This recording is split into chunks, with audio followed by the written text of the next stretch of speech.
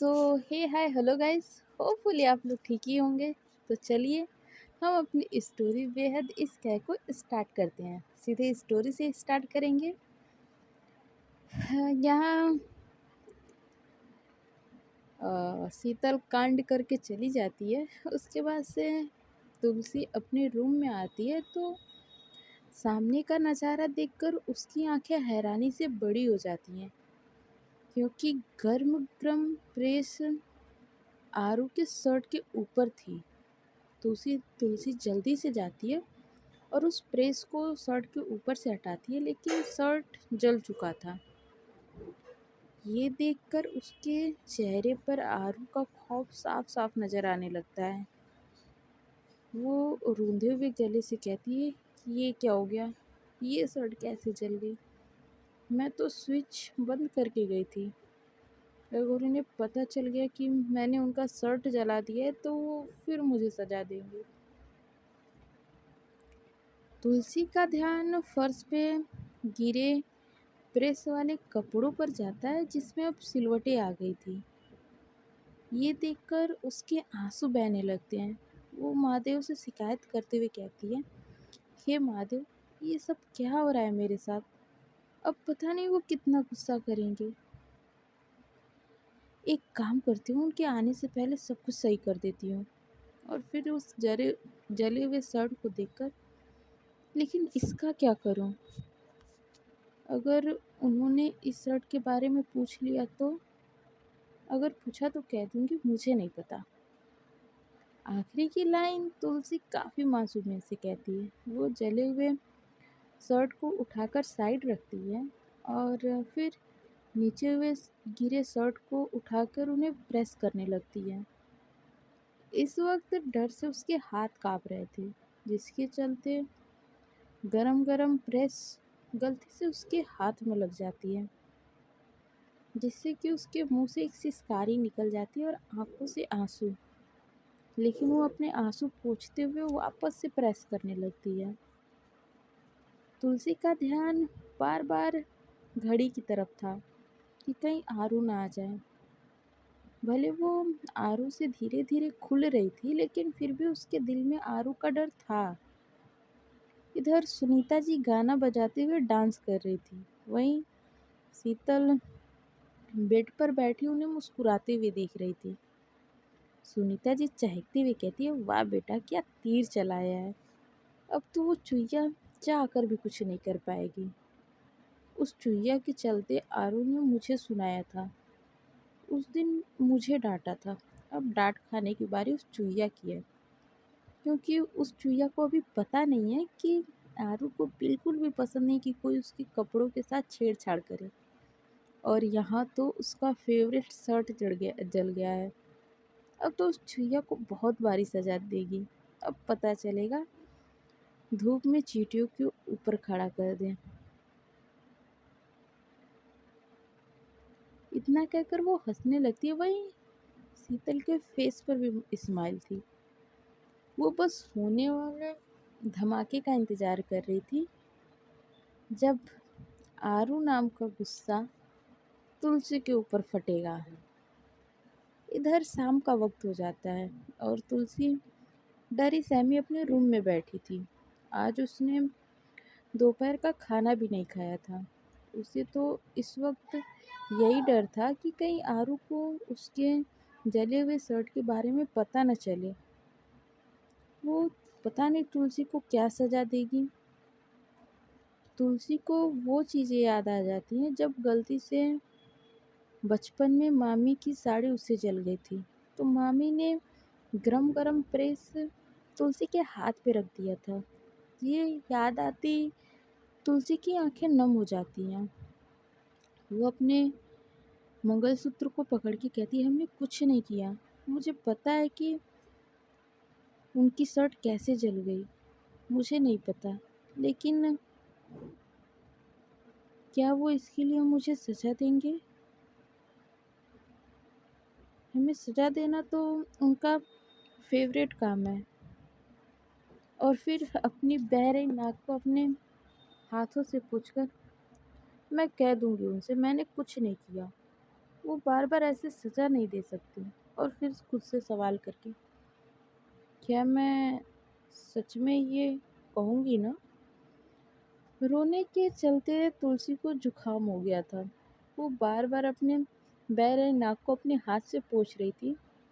वो अभी अपने नाक पोंछ ही रही थी कि तभी आरू रूम में आती है और उसकी नज़र सीधा बेड पर बैठी तुलसी पे जाती है। तुलसी को अजीब तरीके से अपने नाक को पोंछते देखकर एक पल के लिए आरू का मुंह बन जाता है।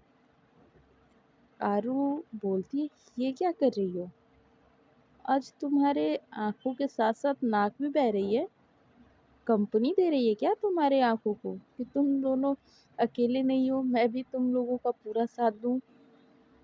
आरू की बातें सुनकर तुलसी अपने छोटे से होठों का पाउट बना लेती है और जैसे वापस अपने हाथ को नाक साफ करने के लिए ले जाती है, आरू उसे डांटते हुए कहती है, ए, ये क्या कर रही हो? जाकर फेस साफ करके आओ अपना, और आकर मेरे प्रेस किया शर्ट निकाल कर दो। बहुत ज़रूरी काम से जाना है मुझे। और हाँ, मेरी वो नीले रंग वाली शर्ट ही निकालना। आरू की बात सुनकर तुलसी का डर से गला सूख जाता है। उसे इस टाइम ऐसा लग रहा था कि वो अभी ज़मीन में गड्ढा करे और उसमें समा जाए। उसको याद आता है कि नीले रंग की शर्ट ही जल गई थी। इस वक्त तुलसी का चेहरा रोने जैसा हो गया था।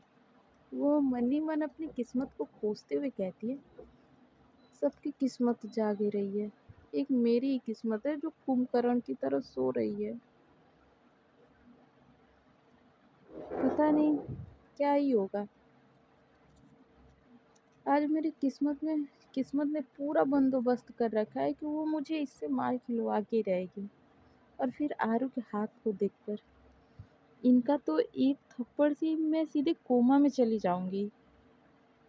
आरू अपना थूक गटकते हुए सॉरी तुलसी अपना थूक गटकते हुए खड़े खड़े सपने देखने लगती है कि आरू से गुस्से से थप्पड़ मार दिया और वो मर गई थी।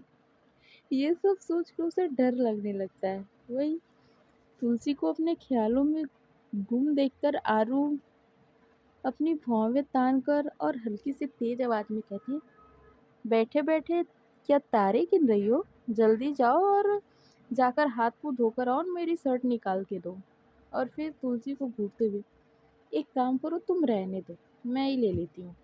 पता चला बाथरूम में जाकर ख्यालों में खो गई। इतना तो सपने देखती रहती हो।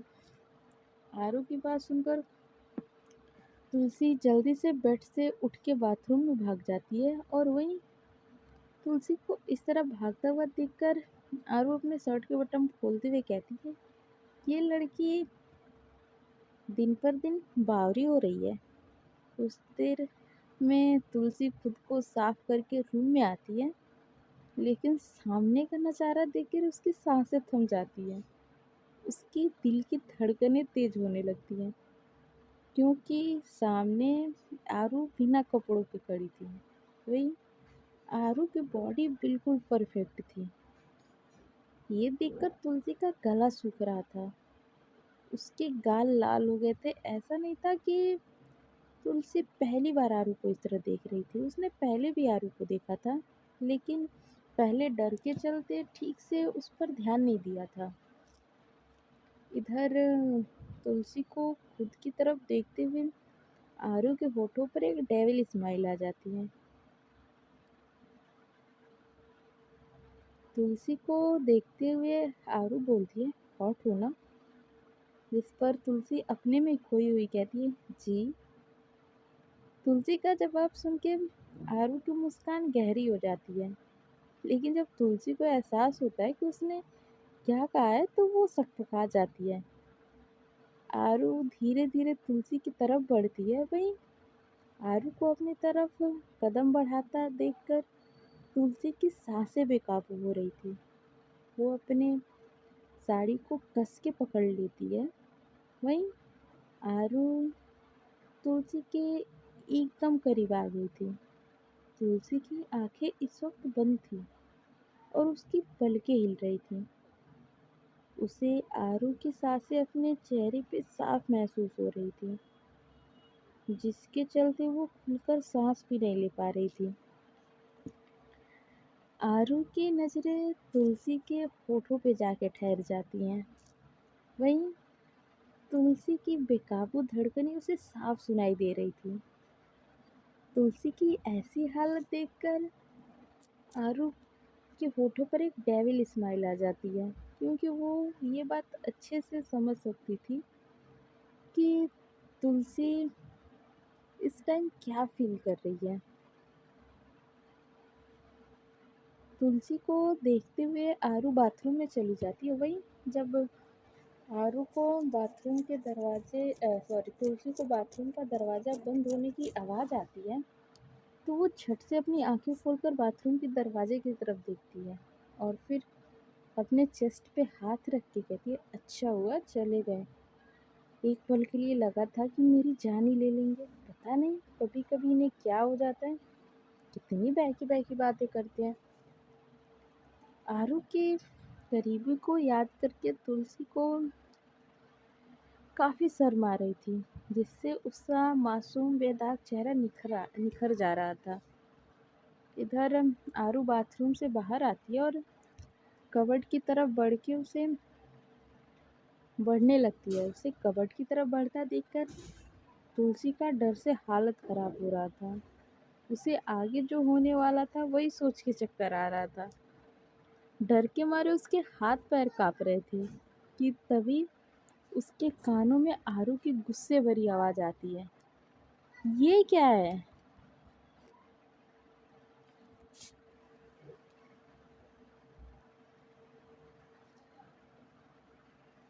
वो इतना बोल के तुलसी की तरफ देखती है और उसके आगे कुछ बोलने से पहले तुलसी रत्तू तोते की तरह बोलने लगती है, मैंने कुछ नहीं किया, मुझे नहीं पता कैसे जल गई आपकी शर्ट। मैं स्विच बंद करके गई थी, लेकिन जब रूम में आई तो शर्ट जली हुई थी। सच्ची में मैंने कुछ नहीं किया है।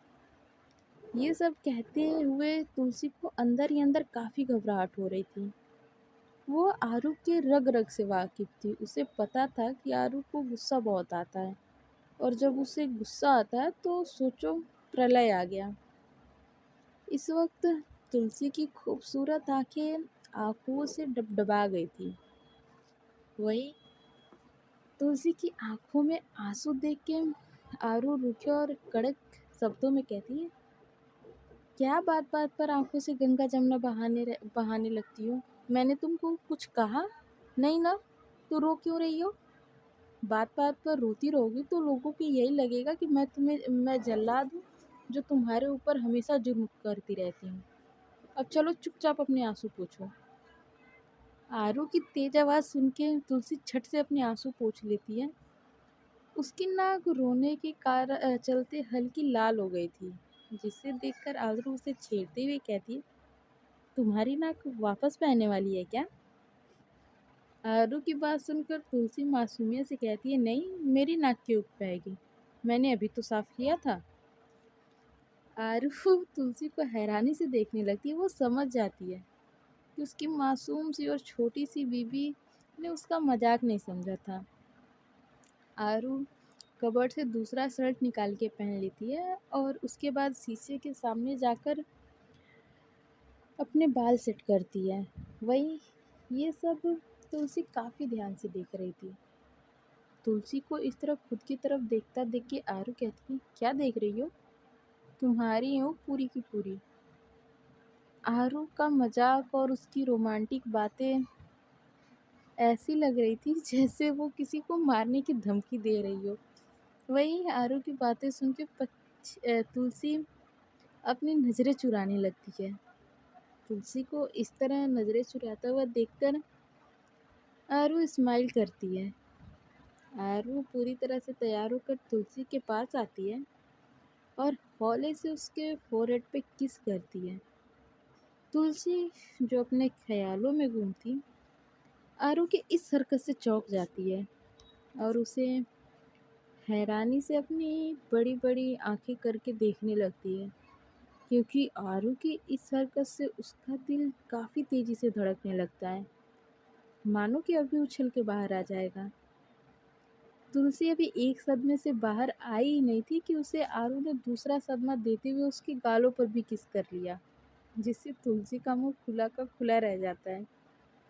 इधर तुलसी के हाथ अपने आप ही उसके गालों पर चले जाते हैं और वो अपनी बड़ी बड़ी आंखों को और बड़ा करते हुए आरू को देखने लगती है, जैसा कहना चाहती हो कि आपकी तबीयत तो ठीक है ना, आज अचानक किसकी आत्मा घुस गई आपके अंदर। आरू स्माइल करते हुए तुलसी का गाल थपथपाते हुए कहती है, ख्याल रखना और खाना खा के सो जाना। मुझे आने में टाइम लगेगा तो डरना तो बिल्कुल ही मत। तुलसी मासूमियत में सिर हिलाती है और जब आरू उसे आंखें छोटी करके देखती है तो जल्दी से कहती है, जी जी नहीं डरूंगी। आरू मुस्कुराकर बेड से अपना फ़ोन उठाकर रूम से बाहर निकल जाती है। वहीं आरू को जाते देखकर तुलसी अपने चेस्ट पे हाथ रख के गहरी सांस लेकर कहती है, हे महादेव, ये अचानक क्या हो जाता है। पल में हम आपके हैं कौन के प्रेम बन जाती हैं और पल में शोले फिल्म के गब्बर। इनसे हमारी रक्षा करना महादेव। कहाँ ये बलशाली बलवान और कहाँ मैं छोटी चुईया। मुझे तो इनसे बहुत डर लगता है। कभी कभी लगता है ये मुझे कच्चा ही खा जाएंगे बिना तेल मसाले लगाए। तुलसी नाम में सर हिलाकर जाकर बेड पर चुपचाप बैठ जाती है, क्योंकि इस टाइम उसके पास करने के लिए कुछ नहीं था। और इधर शीतल के रूम की हालत बहुत ख़राब थी। अब तो उसकी आदत सी बन गई थी तुलसी को आरू के करीब देखकर गुस्सा अपने रूम पे निकालने की, जैसे सारे सामान अपने घर से लेकर आई हो। शीतल इस वक्त गुस्से से बेड पर बैठी हुई थी और उसके लंबे खुले बाल उलझे हुए थे और मेकअप भी ऐसे फैला था जैसे जिससे वो काफ़ी भयंकर लग रही थी। और उसकी वो गुस्से से लाल आंखें जो उसे पूरा चुड़ैलों की तरह लुक दे रहा था। उसे देखकर ऐसा लग रहा था मानो अभी 4-5 लोगों का खून पी के बैठी है। सुनीता जी इस टाइम शीतल से काफ़ी डर रही थी, लेकिन वो आदत से मजबूर चापलूसी करते हुए कहती हैं, तुम खुद को क्यों नुकसान पहुंचा रही हो और इस कमरे को नुकसान पहुंचा के तुम्हें क्या हासिल होगा। अरे तुमको तो उस लड़की को आरू की ज़िंदगी से बाहर फेंकना चाहिए। उसको ज़िंदगी से बाहर फेंकने की जगह तुम खुद का हुलिया बिगाड़े बैठी हो। अरे तुमको ऐसा देखकर आरू तुम्हारे पास नहीं आएगी, उल्टा दूर भाग जाएगी। सुनीता जी अपने बड़बोलेपन के चलते शीतल से कुछ ज़्यादा ही कह देती हैं। जब उन्हें ऐसा लगता है कि उन्होंने क्या कह दिया तो वो सफाई देते हुए शीतल की तरफ देखती हैं, जो अपनी जलती हुई निगाहों से उन्हें ही देख रही थी कि जैसे ही अभी उनका कत्ल कर देंगी। शीतल को इस तरह गुस्से से घूरता देखकर सुनीता जी डर से अपना थूक गटक लेती हैं और ज़बरदस्ती का मुस्कुराने की कोशिश करती हैं, लेकिन अंदर से पूरी तरह डर के कारण उनकी हंसी भी ऐसी लग रही थी जैसे मानो वो रो रही हैं। शीतल गुस्से से अपने एक एक शब्द को चबाते हुए कहती है, मेरी आरू सिर्फ मेरी है। मैं उसे किसी भी कीमत पे अपना बना के रहूंगी। वो 2 दिन की आई हुई लड़की मुझसे मेरी आरू को नहीं छीन सकती, क्योंकि मैं ऐसा होने नहीं दूंगी। आज फिर उस लड़की के चलते आरू ने मुझे जलील किया और उस लड़की को लगा कि वो आरू से शादी करके इस हवेली की रानी बन जाएगी, लेकिन मैं ऐसा बिल्कुल नहीं होने देंगी। भले वो आरू की पत्नी बन गई हो, लेकिन बाकी चीज़ें मैं उसे नहीं बनने दूंगी।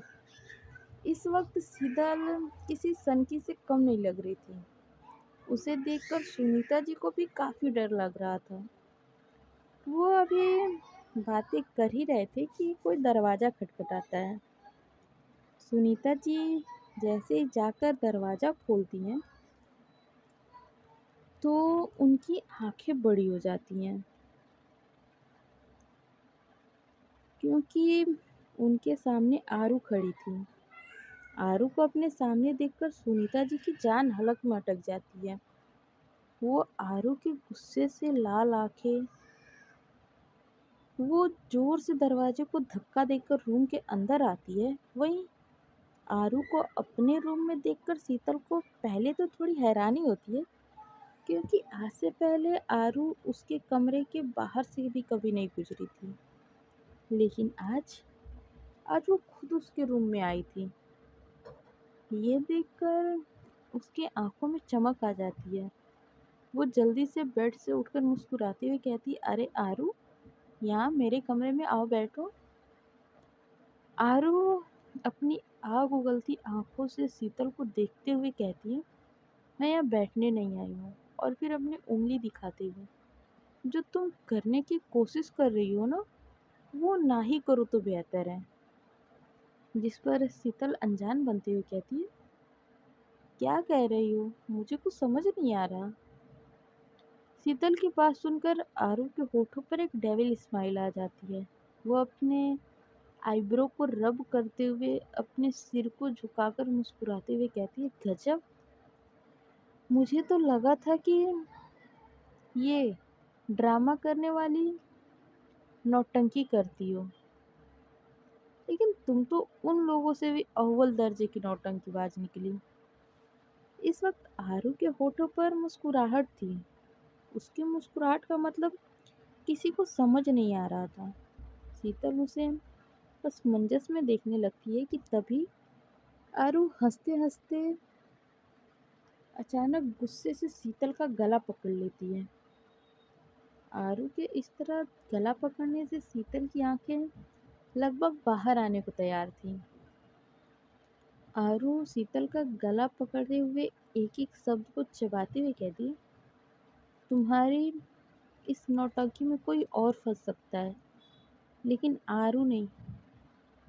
अभी भी समझ रही हो, समझा रही हूँ, समझ जाओ और मेरी पत्नी से दूर रहो। अगर उसे तुम्हारी वजह से एक खरोच भी आई ना, तो ये आरू तुम्हें इस हवेली में जिंदा गाड़ देगी। और मैं सिर्फ धमकियां नहीं देती हूँ, करके भी दिखा सकती हूँ। इतना कहकर आरू झटके से शीतल का गला छोड़ देती है। वहीं शीतल बुरी तरह से खांसने लगती है। उसकी आंखों में आंसू गए आ गए थे। ये नज़ारा देखकर तो सुनीता जी के हाथ पैर कांपने लगे थे। उन्होंने सिर्फ अब तक शीतल का सनक देखा था, उसका गुस्सा देखा था, लेकिन आज उसने अपने आरू का ये भयंकर वाला गुस्से वाला रूप भी देख लिया। आरू अपनी जलती हुई निगाहों से सुनीता जी को देखने लगती है, तो सुनीता जी दांत दिखाकर मुस्कुरा देती हैं, जैसे कुछ हुआ ही नहीं है। आरू सुनीता जी को घूरते हुए अपनी कोल्ड वॉइस में कहती है, हम आरू उन लोगों में से नहीं है जिनकी माँ अगर दिन कहे तो दिन और रात कहे तो रात। समझ में आया? बीबी ब्याह कर लाए हैं और इस हवेली में वो मेरे भरोसे आई है, मेरी जिम्मेदारी बन के। अगर दोबारा उसके साथ कुछ उल्टा सीधा करने का सोचा ना, तो फिर ये आरू ये नहीं देखेगी कि उसके सामने कौन खड़ा है। बड़की अम्मा के संस्कार दौड़ रहे हैं मेरे रगों में। जो गलत को गलत, तो अपना जिगरा भी ठोक कर कहने की हिम्मत रखता है। और मेरी पत्नी से दूर रहो, वरना किसी के पास रहने के लायक नहीं छोड़ूंगी। आरू की धमकी भरी बातें सुनकर सुनीता जी को मानो उनका शरीर में लकवा मार गया और जल्दी से हाँ में सर हिला देती हैं। तब अब आरू अपनी गर्दन को किसी सनकी की तरह हाथ फेरकर मुस्कुराते हुए कहती है, मुंह से जवाब दीजिए, मुझे बोलने वाले गूंगे पसंद नहीं। सुनीता जी जल्दी से हाँ कहती हैं। तब आरू एक नज़र रूम को देखती है। रूम की हालत काफ़ी बुरी थी। वहाँ पे सामान टूटे पड़े थे। यह देखकर वो शीतल से कहती है, ये ये मेरी हवेली है, तुम्हारे बेवड़े बाप का घर नहीं जो सामान तहस नहस करके गुस्सा उतार रही है। अगर पहली बार अगली बार इस रूम का कोई भी सामान टूटा ना, तो तुम्हारे हाथ पैर तुम्हारे उस बेवड़े बाप के पास पार्सल करूँगी। फिर सुनीता जी को एक नज़र देखकर साथ में इन्हें भी ले जाना, ज़रूरत नहीं है इनकी किसी को। इतना कहकर वो रूम से निकल जाती है। वहीं आरू की बात सुन के सुनीता जी को थोड़ा बुरा लग रहा था, लेकिन आरू ने जो कहा था वो सच ही तो कहा था। किसी को भी हवेली में सुनीता जी की ज़रूरत नहीं थी, और इसका कारण वो खुद थी। इधर आरू की जीप एक फार्म हाउस के सामने आकर रुकती है, जिसमें वो पूरे टसन के साथ उतरती है और अंगड़ाइयाँ लेने लगती है। आरू के साथ पप्पू भी था। वो दोनों फार्म हाउस के अंदर जाते हैं, जहाँ इस वक्त कई लोग मौजूद थे। आरू को देखकर वो लोग खड़े हो जाते हैं। आरू पूरे एटीट्यूड के साथ जाकर वहाँ मौजूद सोफे पे बैठती है और टेबल पे अपने एक पैर पे पैर रख देती है। आरू को बैठा देखकर वहाँ मौजूद सभी लोग बैठ जाते हैं। उनमें कोई नेता होता तो कोई कुछ और होता है, लेकिन आरू के सामने वो लोग उसकी पालतू कुत्ते की तरह थे, जिनकी ज़रूरत पड़ने पर आरू उन्हें बोटी डाल दिया करती थी। आरू वहाँ मौजूद लोगों को देखकर अपनी भारी आवाज़ में कहती है, हाँ तो बोलो, कब मिलने वाला है मुझे एमएलए की टिकट?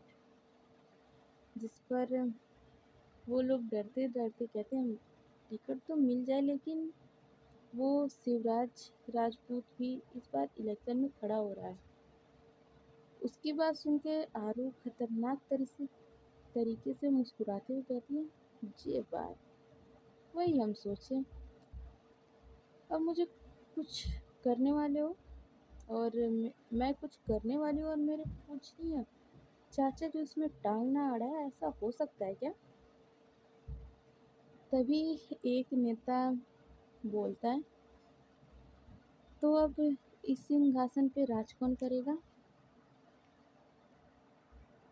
आरू बोलती है, आरू सिंह राजपूत। ये है ना जिसे सिंहासन पाने की लालसा नहीं, क्योंकि जहाँ वो बैठ जाए वही सिंहासन हो जाए। और इस वक्त आरू के होठों पर एक डेविल स्माइल थी। वही उसके साथ मौजूद लोगों के होठों पर भी मुस्कान थी, क्योंकि वो लोग समझ चुके थे कि आरू को एमएलए बनने से कोई नहीं रोक सकता था।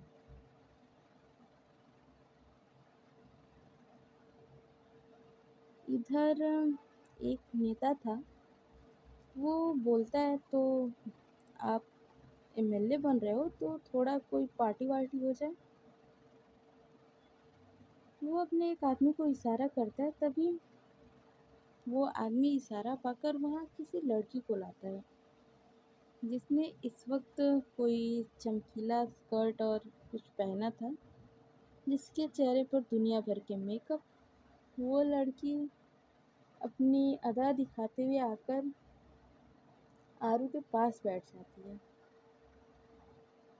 आरू उसे ऊपर से नीचे हुए देखकर मुस्कुराती है और कहती है, ये। तभी इतना बोलकर आरू अपने गन को निकालती है और उसकी तरफ तान के गन से ही उसे पीछे जाने का इशारा करती है। वही आरू को इस तरह गन तानते हुए देखकर वो लड़की डर जाती है। वो अपना थूक अटकते हुए पीछे हट जाती है। तभी आरू कहती है, मुझे किसी की चाहत नहीं है, समझी? इतना कहकर वो एक नज़र उस नेता को देखती है और वहाँ से निकल जाती है, और उसके पीछे पीछे पप्पू भी निकल जाता है। सो फ्रेंड्स, आज के पार्ट में बस इतना ही। मिलते हैं नेक्स्ट पार्ट में और जानते हैं कि आने वाले पार्ट में क्या होता है। तब तक के लिए बाय बाय, टाटा एंड टेक केयर। आप लोग अपना ध्यान रखिए। बाय।